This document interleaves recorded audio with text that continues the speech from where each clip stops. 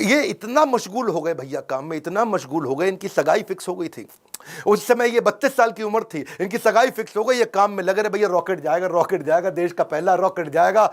ये सगाई पे जाना भूल गए लोग बेचारे, वहां मंडप पे इंतजार करते रहे। मंडप तो नहीं, रिंग सेरेमनी थी, वहां इंतजार ही करते रह गए। अरे अब्दुल कलाम आएगा, अब्दुल कलाम रॉकेट बनाने में लगे थे देश के लिए। जीवन में कठिन दौर से गुजरते वक्त ये मत सोचिए कि ये जिंदगी में कठिनाइयां हमेशा रहेंगी। ये कठिनाइयां आई हैं और चली जाई हैं, चली जाएंगी। इन्होंने गीता हाथ में पकड़ ली थी, इनको इनके गुरु ने दिया था, और गीता में क्या बताया, आगाम पाइनो, कठिनाइयां आएंगी और चली जाएंगी। 1969 में इसरो के डायरेक्टर की जब इनको कमान दी गई तो उन्होंने सोचा कि क्यों नहीं SLV-3।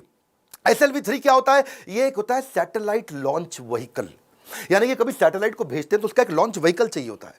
एक होती है गोली ठा और एक होती है गोली के लिए बंदूक जिससे गोली निकलती है, तो एक लॉन्च व्हीकल होता है जिससे सैटेलाइट को भेजते हैं और जो अपने ऑर्बिट में जाके सेट होता है। तो जब इनके पास पैसा नहीं था वहां पे, इन्होंने क्या कहा कि भैया SLV-3 के लिए काम करूंगा और PSLV के लिए काम करूंगा। SLV-3 में 1 रुपया लगेगा, PSLV में 1 रुपया लगेगा, तो दोनों मिला के 2 रुपया लग जाएगा। तो ऐसा करते दोनों को एक साथ करने का जुगाड़ करता हूं, 1 रुपये 20 पैसे में कर दूंगा, 80 पैसा बच जाएगा। तक थोड़े कम खर्चे के अंदर दोनों प्रोजेक्ट पूरे कर दिए। इसके लिए उन्होंने सरकार से फंड मांगा, इंदिरा गांधी ने बोला फंड नहीं है, पब्लिकली मना कर दिया, प्राइवेटली थोड़ा सा फंड इनको दिया, और थोड़ा सा फंड मिलने के बाद ये जी जान से अपने प्रोजेक्ट पर लग गए। अब अब्दुल कलाम है भैया, 18 घंटे रोज काम करते थे, साल के 365 दिन, लीप ईयर में 366 दिन भी काम करते थे। 1969 से 1989 तक 10 साल इन्होंने अपना जी जान से मेहनत किया। केवल 2 बार छुट्टी ली, एक बार पिता के देहांत पे, एक बार माता के देहांत पे। बाकी दिन कोई सैटरडे संडे नहीं, 15 अगस्त 26 जनवरी नहीं। 10 साल के कठिन परिश्रम के बावजूद 1979 में इनका SLV-3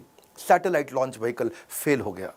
और जब फेल हुआ तो ये बहुत घबरा गए, क्योंकि उस समय ये इसके ऊपर पूरा देश देख रहा था, इनको पूरी दुनिया की मीडिया देख रही थी, इनको हताश हो चुके थे। और उस परिस्थिति में इनके जो प्रोफेसर सतीश धवन जो चेयरमैन थे उस समय, उन्होंने इनको बुलाया कि आओ अब्दुल कलाम, चलो मीडिया इंतजार कर रही है, वहां जाके बात करना होगा। कलाम घबराए हुए थे, अब सब कुछ मेरे ऊपर आ जाएगा, क्योंकि ये मिशन डायरेक्टर, प्रोजेक्ट डायरेक्टर थे।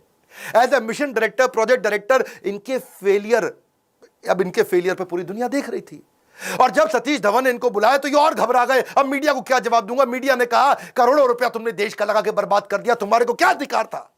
और वहीं प्रोफेसर सतीश धवन ने माइक ले लिया और माइक लेकर के क्या बोला, ये टीम बहुत जबरदस्त है, पहली बार किया है, फेल हुए हैं, 1 साल के अंदर यही टीम दोबारा इसी SLV-3 को लॉन्च करेगी। और दुगनी ऊर्जा भर दी टीम के अंदर। सारे फेलियर को, अब्दुल कलाम के फेलियर को उन्होंने अपने ऊपर ले लिया। ये देख करके अब्दुल कलाम हैरान हो गए। 1 साल दोबारा जी जान से मेहनत करी, इंटेलिजेंस आ चुकी थी, और इस बार SLV-3 जब सफल हो गया तो उसके बाद फिर अब दोबारा प्रोफेसर धवन ने माइक इस दफा कलाम जी के हाथ में दे दिया। बोला अब तुम सफल हो गए हो, अब जवाब तुम दोगे। अब्दुल कलाम हैरान हो गए, बोले this is called leadership. How to handle success ये सबको आता है, हाउ टू हैंडल फेलियर ये प्रोफेसर धवन ने सिखाया कि जब मैं सफल होऊंगा तो टीम को क्रेडिट दे दूंगा, और जब विफल होऊंगा तो सारा का सारा फेलियर अपने ऊपर ले लूंगा।